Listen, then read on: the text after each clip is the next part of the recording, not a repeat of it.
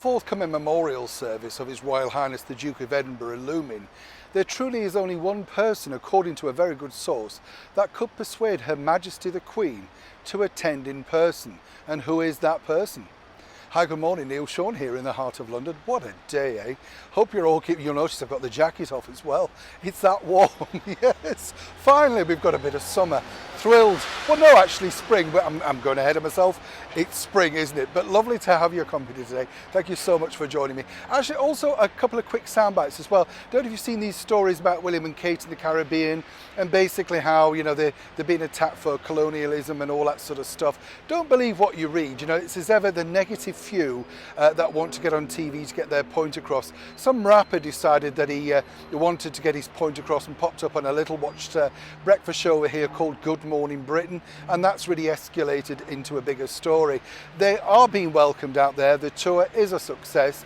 Catherine and William do a superb job, and that's not me just being a monarchist. You just have to look at the proof. There are big crowds out to see them. So while there's good and bad, obviously, it's not everything, as we often say here on the show, that you believe or see or read in the mainstream media.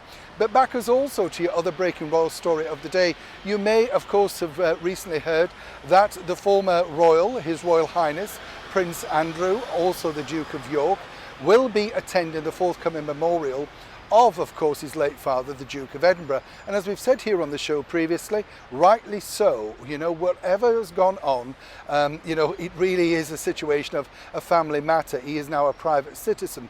Also, can I point out this other thing to you? The press keep pointing out these wild exaggerations about how much that particular lady was paid by His Royal Highness Prince Andrew. It's not 7 million, it's not 5 million, it's a lot lower than that. But as we often say here also on the show, it's a narrative, isn't it? They start with that story and then of course, you know, that escalates and people start to believe it. But let me tell you, the reason why Prince Andrew truly is attending is to support his mother, the Queen, our glorious monarch of 70 years plus. She basically was a little unsure because, as we now know, she's proven a little bit frail on her feet, worried about mobility. Again, don't believe all the stories you read about the wheelchairs and stuff like that. They have been used on occasion, but as she knows herself, if you don't use it, you lose it. And so basically what she really wants to do on this very special day as a memorial to her late husband, the Duke of Edinburgh, is have everyone around her, of course, close family members. And as we know, she's very close to Prince Andrew, Prince Charles, and of course everyone else in her family, Prince Edward, Princess Anne. These are the reasons. Now, according to a very good source, it really was a deciding factor. She felt that if Prince Andrew couldn't attend or wouldn't attend, then she felt it wasn't right.